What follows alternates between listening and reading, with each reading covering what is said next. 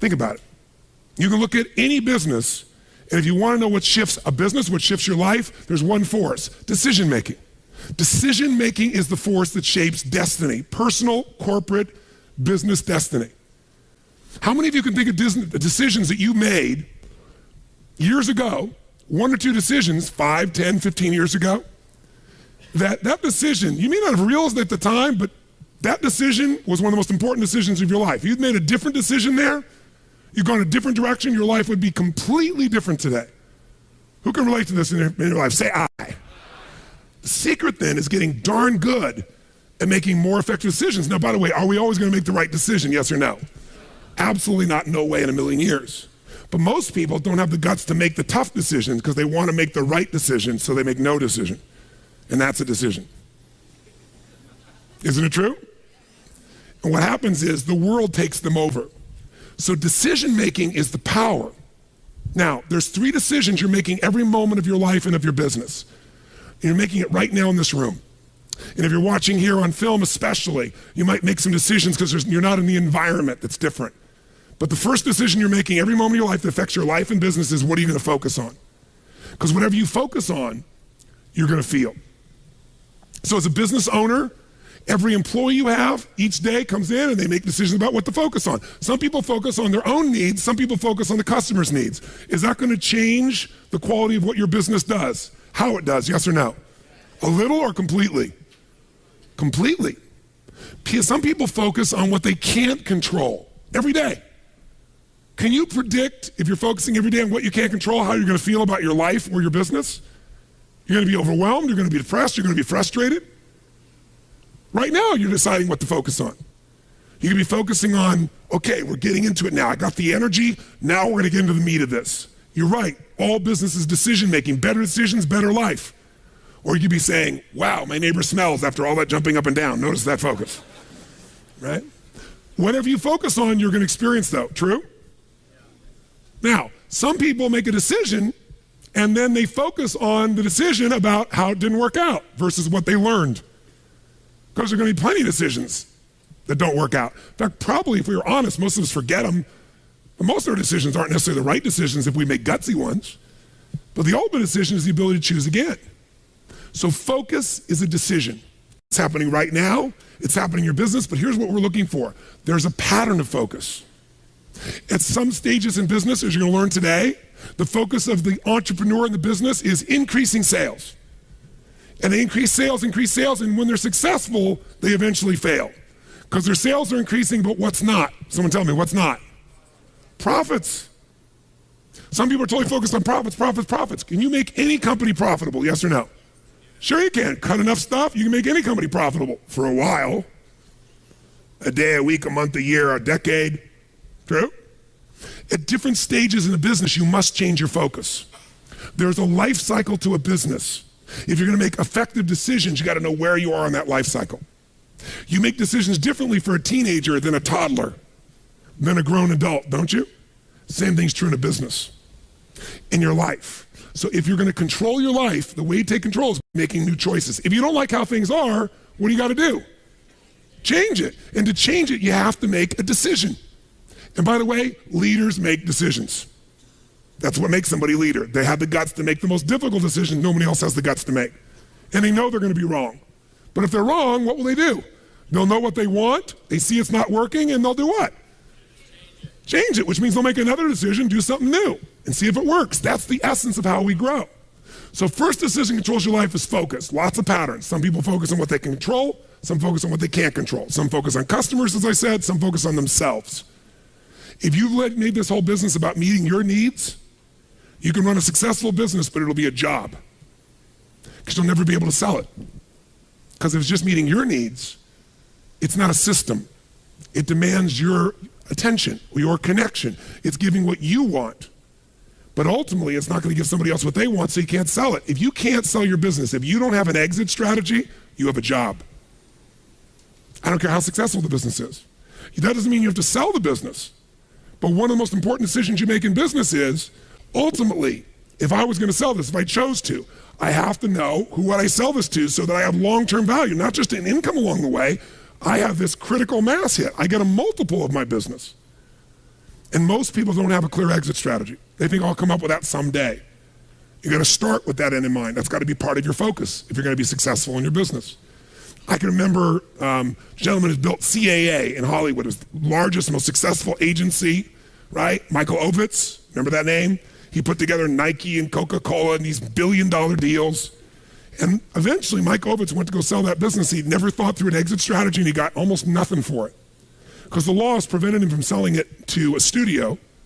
He had to sell it to some of his employees for pennies on its real value. Now, Mike found a way to make money later on in another place off of Disney.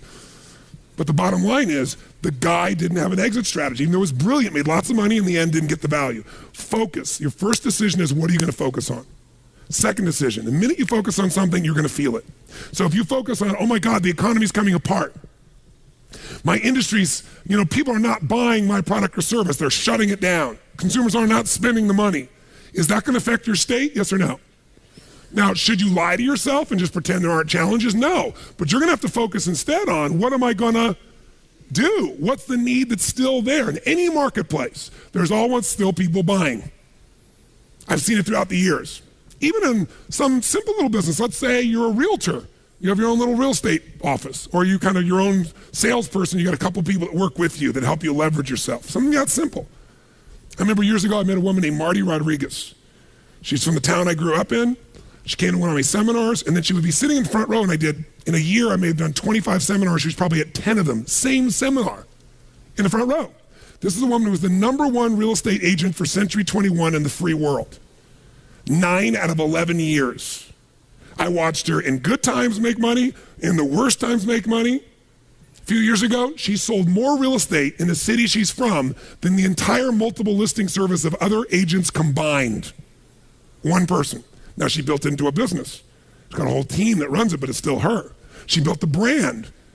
How does she do well when it's going horrible? She says, I love when the economy gets terrible because it gets rid of all those flaky realtors.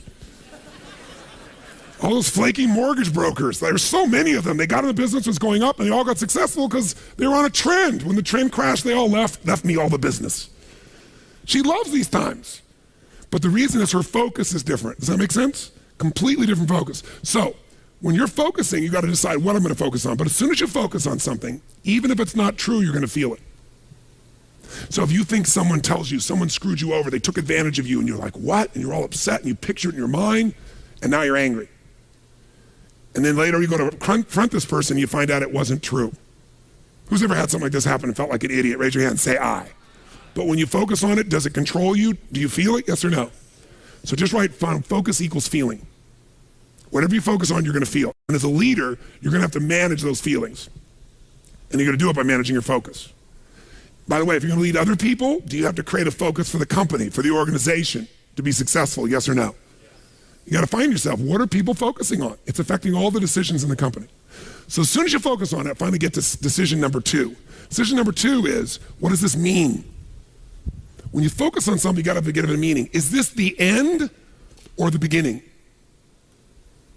If you think this is the end of your business, the end of opportunity, the end of our economy, are you going to feel differently and act differently than if you think it's the beginning? Yes or no? See, the difference between Joe Kennedy with $4 million in 1929 and Joe Kennedy with $180+ million in 1932, that big a jump, different focus, different meaning. When everybody else said it was the end and they were focusing on how to survive, he was focusing on how to take market share, he was focusing on what the opportunities were. The meaning for him was, is this the greatest opportunity of my lifetime? There'll never be another time like this. And he made enough money in that time that took care of all his heirs after that for decades to come. All because he had a different focus and a different meaning. Listen, if you're in an intimate relationship and you think it's the end of that relationship, are you going to treat that person the same way as if you think it's the beginning? Yes or no? No. Somebody's laughing over here. They know. No way. But you know what? In the beginning of a relationship, what will you do for somebody you love? What will you do for them? Come on, what? What? If they say, would you take out the trash? What do you say? I'll take out the trash, of course. What else would you like me to do? Isn't it true? After 3 or 4 years, they say, or 5 or 7, they go, will you take out the trash? Person goes, what do I look like, your janitor? And they go, I don't know what it is. We don't seem to have the same attraction. I don't know what happened. Here's what I tell people. Treat people at the end of the relationship like it's the beginning and there won't be an end. And that's not just your intimate relationship. What if your customers, what if you fell in love with your customers, with your clients, more than your product, more than your company? If your entire life was about meeting their needs, if you would do what for your customers and clients, you would do what? If you love your customers and clients, you do anything, guess what? They're gonna love you. But most people love their customers and clients as long as they buy from them, do what they want, respond to them. And when they don't, they go, that's the end. You want clients for life, not just customers? Fall in love with them. It's a different focus, isn't it? It's a different meaning. And that creates a different life because you make decisions differently from that place. There's another meaning. You know, is this punishment in my business? Am I being punished by God? Or am I being challenged? Or is this actually a gift what I'm facing right now? Whatever meaning you give controls what you feel. And what you feel controls the third decision. What are you going to do? Right? The minute you give it a meaning, you get a feeling. When you get a feeling, you're going to do something. You're going to take action. You're going to pull back.